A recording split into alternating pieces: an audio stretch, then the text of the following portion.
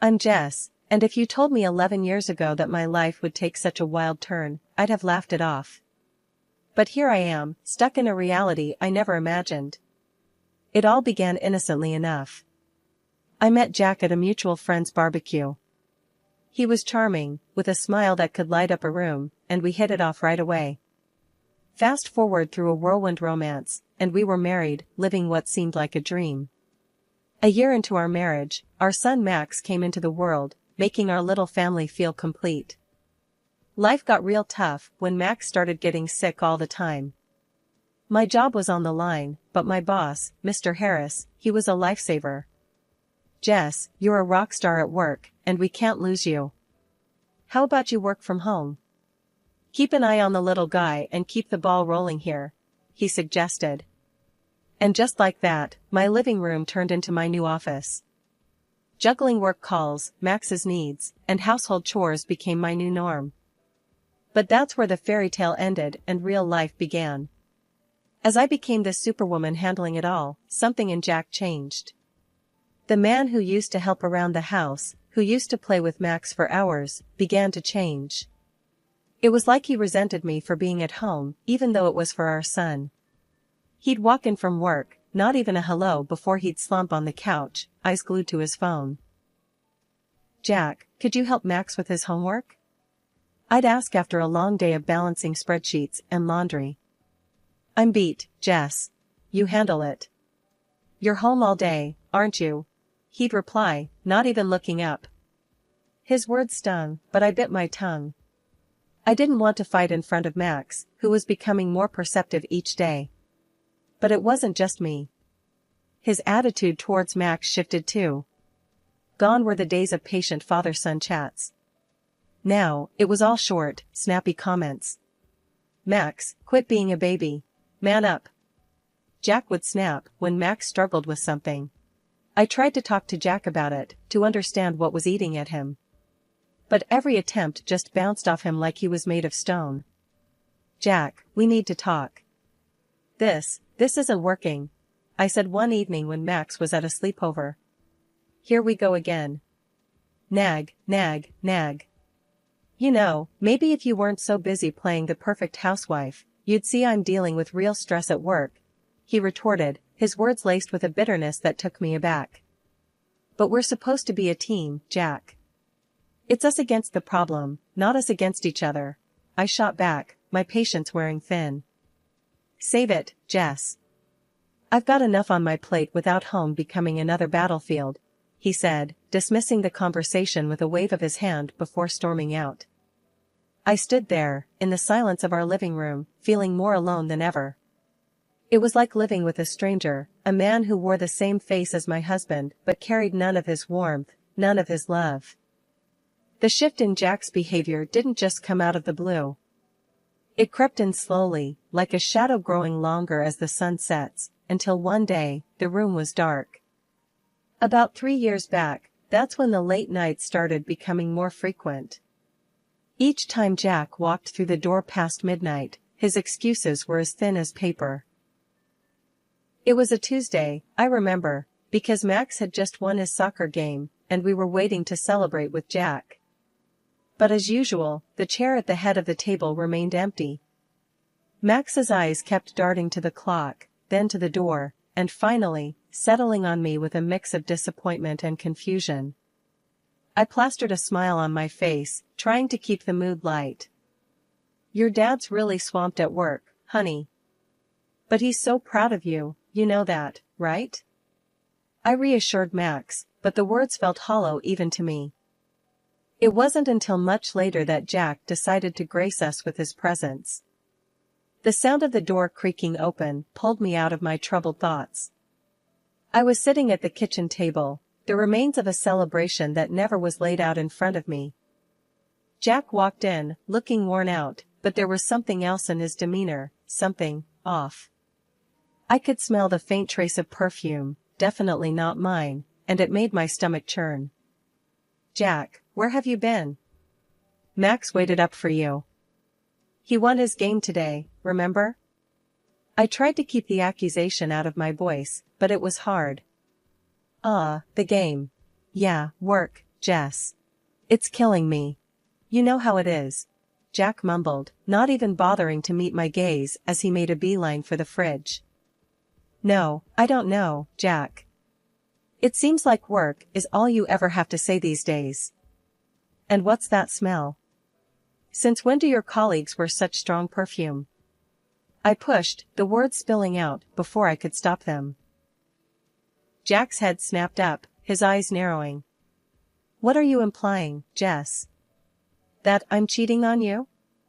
That's rich, coming from someone who's holed up here all day. The accusation stung, and I felt my face flush with anger. I'm here taking care of our son, our home, while you're out there doing God knows what. And it's not just the perfume, Jack. I found a strand of black hair on your jacket. Last time I checked, my hair was blonde. Jack let out a scoff, his ego inflating like a balloon. Oh, please, Jess. You're being paranoid.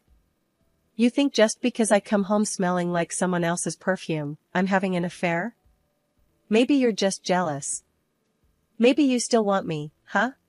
I was taken aback by his mockery. It wasn't like him. The Jack I knew would have reassured me, would have laughed it off and made me feel like a fool for even doubting.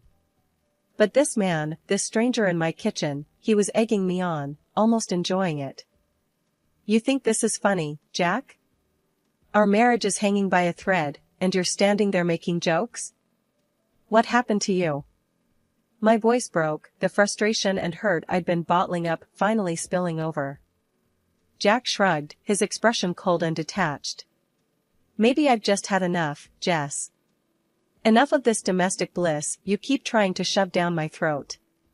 I'm out there busting my ass every day, and I come home to this nagging and suspicion. You want to know where I've been? Out, where I don't have to deal with this crap. With those words, he grabbed a beer from the fridge and headed towards the living room, leaving me standing there, a mix of disbelief and anger coursing through me. As I heard the TV flick on, the familiar sound of laughter from some late-night show filling the house, I realized that the gap between us had grown too wide to bridge with mere words. The day started like any other, with Max's laughter filling the house as I juggled work and household chores. But a call from Mr. Harris changed everything. Jess, we need you in the office today. Big client coming in, and we can't do this without you, he said. I was torn. Max was down with one of his fevers again, and with Jack's unpredictable schedule, I couldn't just leave our son alone.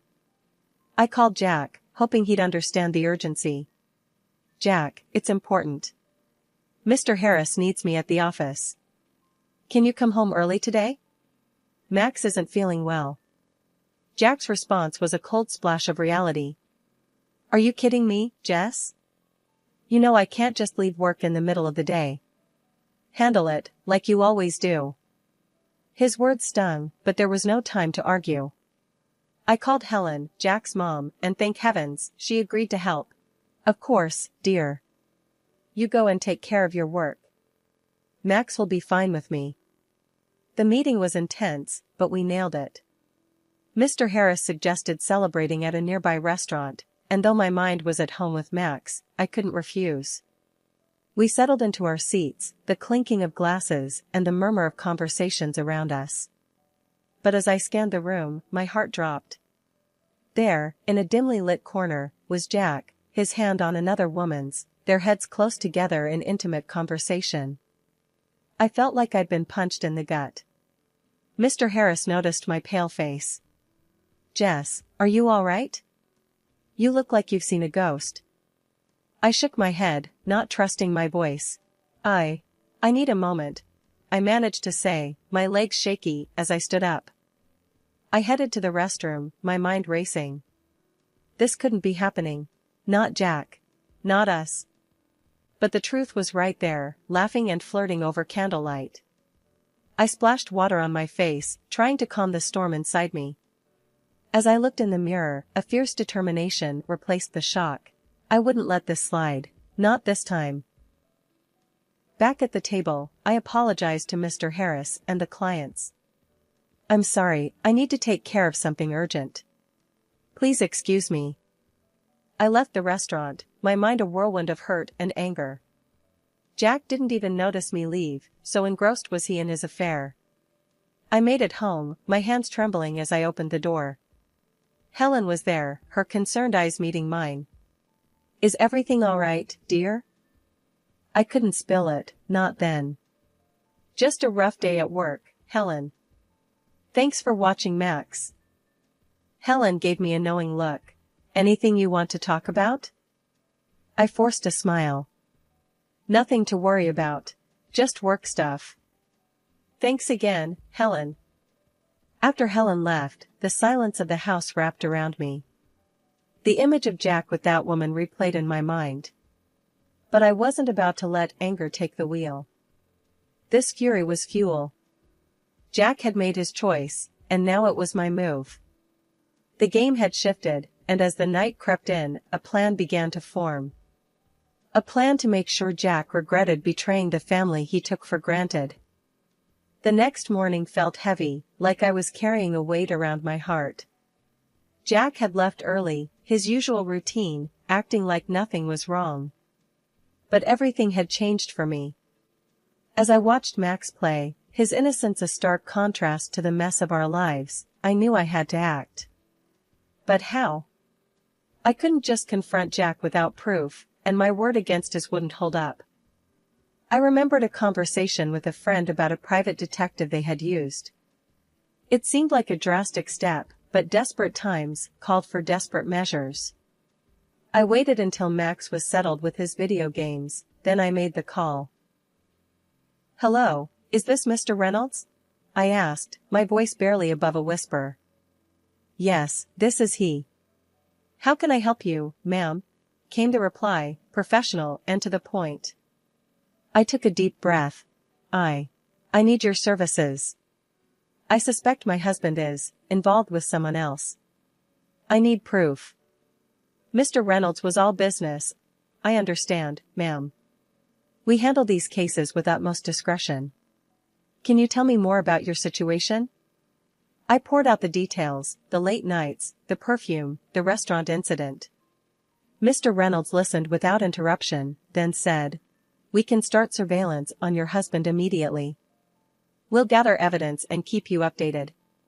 My fee is—" I agreed without hesitation. The price didn't matter, I needed the truth. Days turned into weeks, and each time Mr. Reynolds sent over photos or snippets of conversations, my heart sank a little more. Jack with the same woman, at restaurants, at a park, and once, chillingly, at a jewelry store. It was like watching a train wreck in slow motion, each piece of evidence a brutal confirmation of Jack's betrayal. One evening, as I sat staring at the latest set of photos, Max came up to me. "Mom, why are you sad? Did something happen?" I quickly hid the photos and forced a smile. "It's nothing, honey. Just some work stuff. You know how it is." Max looked unconvinced. "If Dad is making you sad, I can tell him to stop. He should be nice to you." I hugged him, tears threatening to spill. "You're such a good boy, Max. But it's not your fight. Mom's got this under control, okay?" Max nodded, but his eyes still held worry. It broke my heart to see him like this, but it also steeled my resolve. Jack had to be held accountable, not just for me, but for Max's sake too. Max's 10th birthday should have been a day of joy and laughter, a celebration of a decade of life. The house was decorated, the cake was ready, and Max's eyes sparkled with excitement. But as the day unfolded, it became clear that it was going to be anything but typical. Jack, once the cornerstone of our little family, had been drifting away, his presence now just a shadow. This day was no different. "Jess, work slammed. I can't make it," he said over the phone, his voice as cold as the winter wind. I watched from the window as he drove off, leaving a cloud of dust and a heavy heart behind. Helen and George, Jack's folks, did their best to fill the void, their faces a mix of concern and disappointment. The party was in full swing, the sound of children's laughter a bittersweet melody. Then, out of nowhere, my phone shattered the calm. Jack's voice, panicked and loud, boomed through the speaker. "Our son's been hit. He's at the hospital now. The room froze, the festive air turning to ice. But there, right in front of me, was Max, safe and unharmed. Jack, check your number. Max is right here, safe and sound, I said, my voice steady, betraying none of the turmoil inside. There was a pause, a moment of silence that felt like an eternity. Then, a quiet, "Sorry, wrong number," before the line went dead. The room was thick with confusion and unspoken questions. I gently nudged Max towards his room, his new video game in hand. "Go on, sweetie." "I'll be right there," I said, mustering a smile that felt more like a grimace. Once Max was out of sight, I turned to face Helen and George. Their faces were a mix of shock and worry, a silent demand for an explanation hanging in the air. "Helen, George, there's something you need to know," I began, my heart heavy. "Jack hasn't just been buried in work. He's involved with someone else. They have a child together, a little boy." The words hung in the air, heavy and suffocating. Helen's eyes welled with tears, and George's jaw clenched, his anger barely contained. "Jess, are you certain?" Helen's voice was a whisper, her world crumbling. I nodded, the truth a bitter pill. "I've seen them, heard their conversations. It's undeniable." The room was silent, the weight of betrayal pressing down on us. "We're with you, Jess. Our son, doing this, it's unforgivable," Helen said, her voice quivering, but strong. George stood up, his posture rigid with resolve. "Jack will have to face us, to explain this madness. He owes you, answers." The rest of the day was a haze. The candles were blown out, the cake was cut, but the joy was overshadowed by the storm that loomed on the horizon. As the sun set, casting long shadows across the room, I realized that this was no longer just my battle. That evening, the house was quiet, too quiet. It was the calm before the storm. I sat in the living room, Helen and George by my side, the air heavy with anticipation. We were waiting for Jack, the man who had shattered our lives with his deceit. The door creaked open, and there he was, sneaking in like a thief, unaware of the confrontation that awaited him. He tiptoed towards the stairs, but before he could take another step, I flicked on the light. "Evening, Jack. How's your son? The one who got hit by a car?" I asked, my voice calm but laced with a venom that made him freeze in his tracks. Helen and George sat there, silent sentinels, their eyes fixed on Jack, waiting for his response. Jack's face went pale, his facade crumbling. That was a bad joke, Jess. I didn't mean it." I couldn't help but let out a bitter laugh. "A joke? Is that what you call it?" Without another word, I threw the photos and documents on the table in front of him. Each picture, each piece of paper, a testament to his betrayal. "This is no joke, Jack. This is your other life, laid bare for all to see." Jack's eyes darted from the photos to his parents, the magnitude of his actions finally sinking in. I can explain," he stammered, but his words fell flat. "You're done talking, Jack. These pictures, these documents, they speak louder than any lie you could come up with," I said, my resolve steel. Helen let out a sob, her hands covering her face.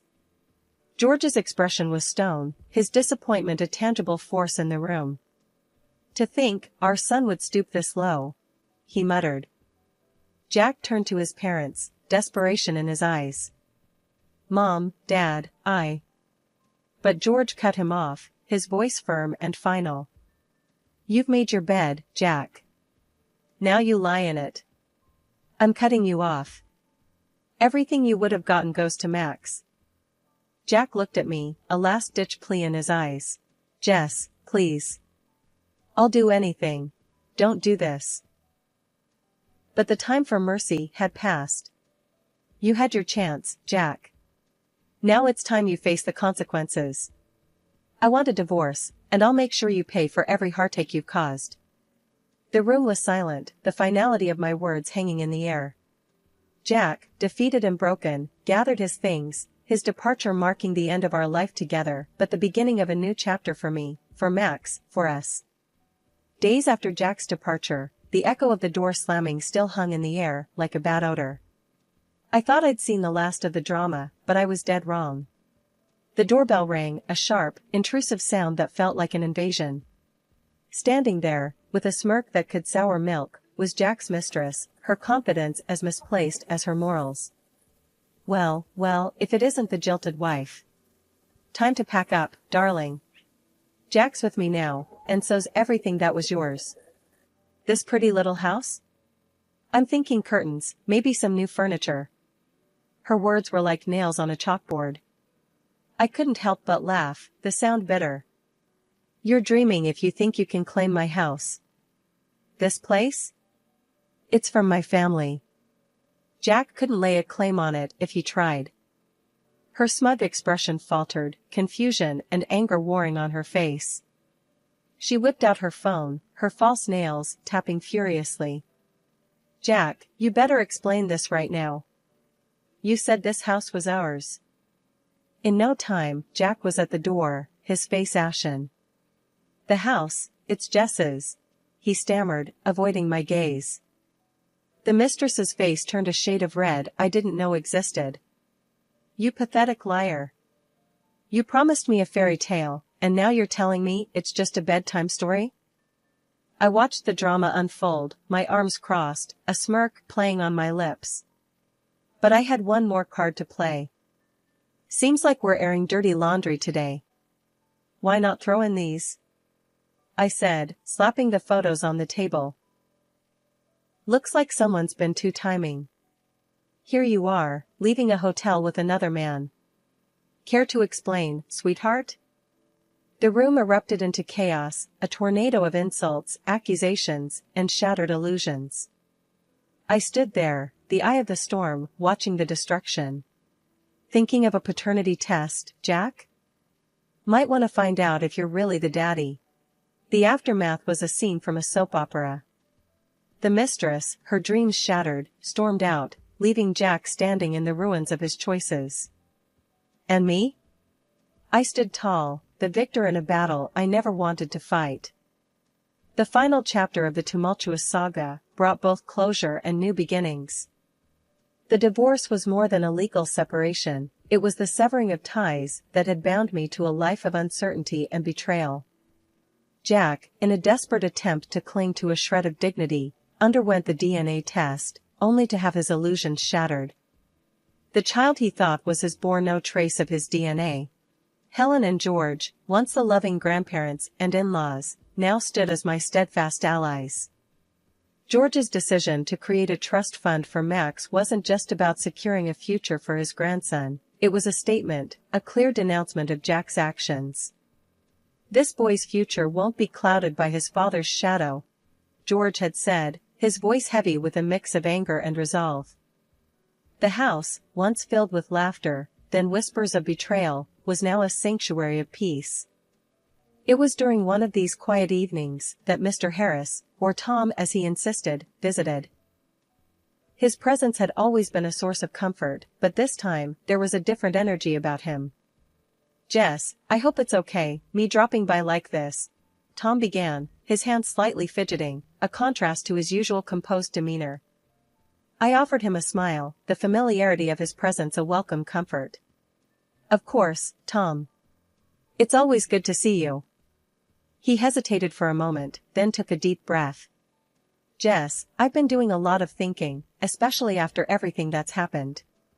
I've seen you handle life's curveballs with such grace and strength. It made me realize something I should have acknowledged a long time ago. The air felt heavy, charged with unspoken words and emotions. Tom, what are you trying to say? His gaze met mine, earnest and unwavering. I love you, Jess. Not just as the brilliant colleague you are, not just as the friend who's been by my side. I love you for the incredible woman you are, for the strength you embody. I want to be there for you, for Max, if you'll let me. The confession, honest and raw, stirred something within me. A mix of surprise, fear, and a flicker of hope. Tom, this is a lot to take in. I I appreciate your feelings, truly. But I need time to process, to understand what this means for me, for Max, for us. Tom nodded, understanding etching his features. Take all the time you need, Jess. I'm not going anywhere. I just wanted you to know how I feel, to understand that whatever the future holds, I'm here. As he left, the silence of the house enveloped me. The words we'd exchanged echoed in my mind, a gentle yet profound reminder that life still had surprises in store, that maybe, the end of one chapter was simply the beginning of another.